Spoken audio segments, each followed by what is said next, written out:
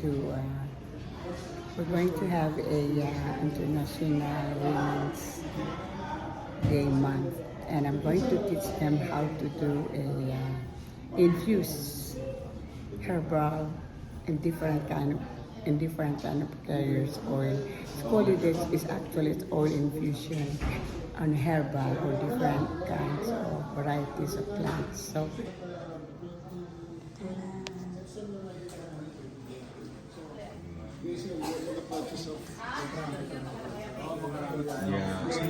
Mahaba na ngayon.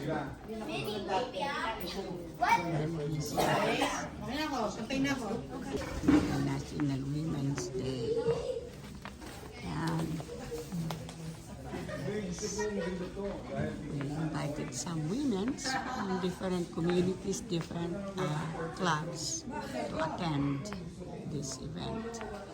So here are the samples of the one we're going to be doing this. We have the calendula flowers, the aloe vera, olive oil,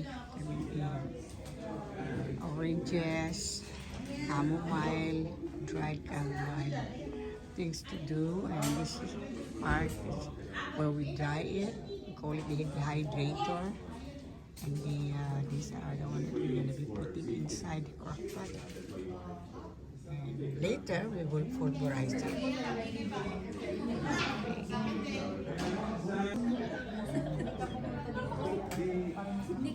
Komportable ka pala mainit. Ay, isang bahay ba? Libre naman. Yung ano kasi parang interconnected siya. Parang procedures. Good evening. Si Van.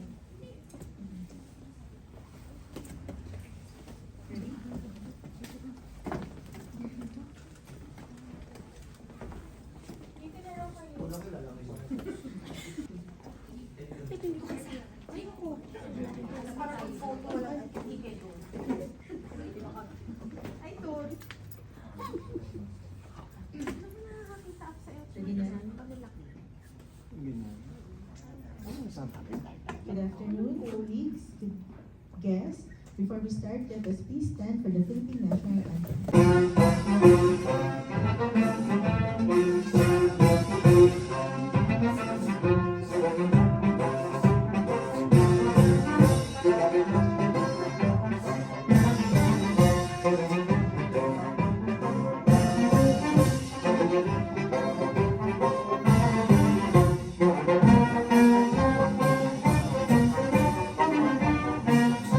The Philippine Consulate General in Los Angeles and the Philippine Department of Migrant Workers Office in Los Angeles.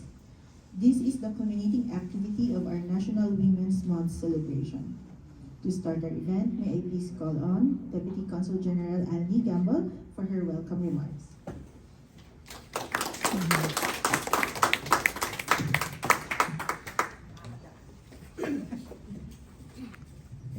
Good afternoon, colleagues and guests. Welcome to tonight's workshop on herb-infused oil making for health and wellness. First of all, I'd like to thank, of course, our gender and development team led by Consul MC and Adele. Of course, our colleagues at the Migrant Workers Office in Los Angeles for partnering with us on this event. And it is aimed to heal and soothe our work stress and fatigue through the wonders of scented oil. Gusto ko rin pong pasalamatan ang mother ng ating Assistant Labor Attaché for also generously sharing her knowledge about essential oils, scented oils, and how to prepare and make them, because you know this is a very big business in many parts of the world. So kung meron sa inyo na gustong magkaroon ng side hustle, this may be the start of it. So we are pleased to have you here with us tonight as we hold the culminating activity of our National Women's Month celebration. Throughout March, we highlighted the promotion of women's welfare and the advancement of our gender and development agenda in the delivery of our consular services. On the 1st of March, we had our flag-raising ceremony to start off our celebration of National Women's Month, and we also started observing Purple Fridays. So unfortunately, this week, wala po tayong Purple Fridays because we will be observing Good Friday. So we did this, of course, to raise awareness for gender and development. And a special event was held also on March 8, which was really dedicated to our personnel and primarily centered on the theme promoting self-care. So tonight's event is a continuation of that theme. We wish to emphasize the prioritization of our health and well-being, particularly for our women colleagues, family members, relatives, and friends.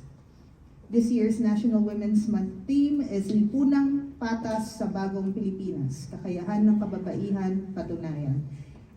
It is a sad fact that there are segments in our society where women still strive to be heard, seen, and be given equal voice. But we are lucky that many of the women here do not need to prove themselves. They do an excellent and incredible job in balancing many aspects of their lives as daughters, mothers, spouses, workers, and the many more roles that they play in our society. However, we must also pay attention to the first part of the theme, which is Lipunang Patas, a fair society. Although the women in our lives are indeed doing excellently in fulfilling their roles and obligations, it is sometimes to the sacrifice of their own well-being. Unfortunately, in giving their best to their family, to their work, and to society, they give least priority to themselves. Tama ba yun? Unfortunately, women are not getting from their own selves their fair share of attention and care, and many times the society also tends to overlook women's well-being. So we need to do something about that so that hindi na natin kailangang magkaroon ng special celebration because it is part of the status quo. So, the subtext for our events this month is promoting self-care. As I mentioned earlier, after all, a fair society should also consider the well-being of half of its population. So, I hope that our event tonight provides a small respite for all of you, particularly to our women participants, and will encourage you to take time for yourself and to have a little indulgence, or what the French call un petit luxe. So if you are not familiar, may subtext dito si Consul MC, please watch Emily in Paris para magkaroon kayo ng Netflix and chill, especially since magkakaroon tayo ng extended break because of Easter Holy Week. So again, I want to express my appreciation to all our wonderful and incredible women colleagues and to all the women in our lives. We appreciate all of you and your contributions, and we recognize the tremendous cost that it takes to be a super woman. Happy National Women's Day to everyone.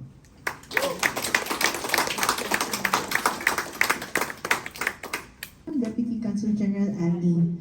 So I know you are all excited to learn about herb-infused oil making. But first, allow me to introduce our lecturer, our resource person for today.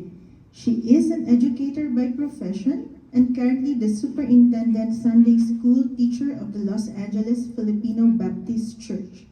She is active in the Filipino community who generously shares her numerous skills such as in Philippine folk dance, fruit wine making, herb-infused oil making, gardening, and many more. So today is just one showcase of her skill. Marami pa po tayong matutunan in future events. So, ladies and gentlemen, please give a warm welcome to social media influencer, realtor, businesswoman, and also a loving tita, lola, wife, and best mom to Ala Venus, Mrs. Euphemia Montilla Nieva.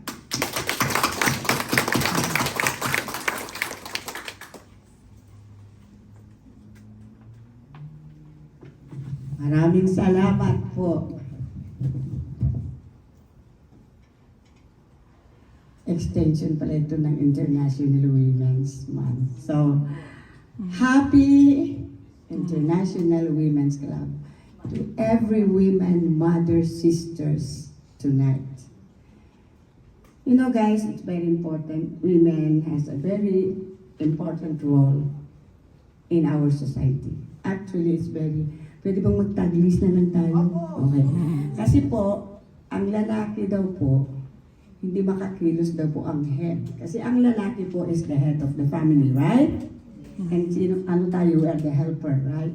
So, kung ang head ay siya ang head, siya ang lahat, pero kung ang babae helper, ay, example nito ay yung neck, tayo yung neck. Kung hindi, wala po yung neck na siyang magbibigay ng direction, papunta sa kaliwa, sa gitna, at sa kanan. Palagay nyo kaya makakalayo yung head. Makakalayo ba yung head, guys? Kayo mga guys, tanong ko lang. Makakalayo ba yung head ninyo kung wala yung neck? Yeah? Di ba? O, kung tayo po nagda-drive, hirap kaya yun, no? You gonna go make a right or make a left? Anong gagawin mo? Hindi naman pwedeng head na nakaganon, hindi pwedeng mata mo lang gano'n. Hindi pwede, di ba guys? Tumihon kang galing. O di ba, parang hindi ka maksidente, makita mo yung car na dadating. Ganun din sa kaliwa. In the front. Except the back, of course. Hindi pula tayo, hindi na natin maabot masyado. Hanggang dito na lang po. Kaya yung po napaka-importante ang role ng kababaihan. Kung walang kababaihan, walang magluluto, walang kakain, di ba? Walang naglilinis. So, kaya guys, inaano ko kayong mga nanay, mga sisters, tayo, nasa working force pa, nagtatrabaho pa, pero pagdating sa bahay, anong ginagawa? Tumutulong sa bahay. Hanggang doon na lang po yung aking introduction. I just want to thank our DCG Almi Gambo. Thank you. It's a pleasure meeting you in person. Si Consul Maynard Malon, can I first? Yes, okay. Nice meeting you, sir. Consul Marie Christian. Yay! Good. And Vice Consul Levi Malaylay. Okay. So ngayon, dalawa pong part itong ating pag-uusapan. Kailangan bilisan ko na daw. Kasi 10 minutes lang pala. Okay. Ang first part pong gagawin natin sa Sana Oil ay yung tinatawag na theoretical oil. Okay. Ano ang mga career oils natin? Example, para diretso na. Meron tayong avocado oil, coconut oil, which is very, very popular sa Philippines. Meron tayong olive oil. Ano pa mga oil ang alam ninyo? Jojoba oil. So many oils. So, yun ang tinatawag na carrier oils. Okay? Yun po ang ating pag-i-infuse ng ating herbals. Para alam po ninyo, hindi po pwede maging infuse yan kung walang oil. Kaya yun po ang basic na kailangan natin. Okay? Ngayon po, essential oils, aloe vera flower, by the way guys. Ano nakakita ng aloe vera na ganito? Namumulak na ito, anong kulay? Very good! Bigyan nito ng extra here. Give her one oil, please. Yung sunod yan. Sampon. Okay, give her one. Okay, kaya makikinig kayo dahil magtatanong from time to time, may libre. Extra yun, nabibigyan sa inyo. Kaya kung makikinig po tayo, yan o. Actually, meron pang ibang kulay, orange. Kaya lang yung orange hindi ginagamit ko siya. Ito ang ginagamit. Aloe vera barbadensis. Ito po yung parang ginagamit sa skincare. Okay, now. Okay, saan na ba tayo? Number 2, in using fresh herbs, care must be taken to minimize moisture in the finished product to decrease the chance growth of mold or bacteria. Hindi ka naman natin i-dry, fully dry. Hindi po pwede na okay, herb-infused oils can be made with different methods. May methods pala yun guys, tatlo ang alam ko. Okay, how to infuse oil. Number 1 is sun-dried, sun. Ilagay mo yung lagay mo yung oil, ilagay mo sila sa sun. Number 2, natin alam. But it's still an oil, pero wala na talaga yung sa infused. Okay, supplies for herb-infused oils, depending on the oil infusion method used. Okay? Ang carrier oils, as I was telling you a while ago, we use the olive oil, avocado oil, coconut oil. Yung po mga ginamit natin ngayon. Dried herbs, we have the rose buds, the lavender, chamomile, lemon pills, and then, or natural wax paper.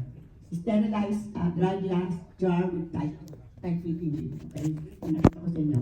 Sterilized. Lagi sinabi dito, sterilized. Alam natin yun. Ibig sabihin, pakuluan mabuti yung mga bottle ngayon. Okay? Sterilized dry, and then stainless steel saucepan or double boiler. Ito po yung mga gagamitin natin. Pwede sa double boiler, pwede sa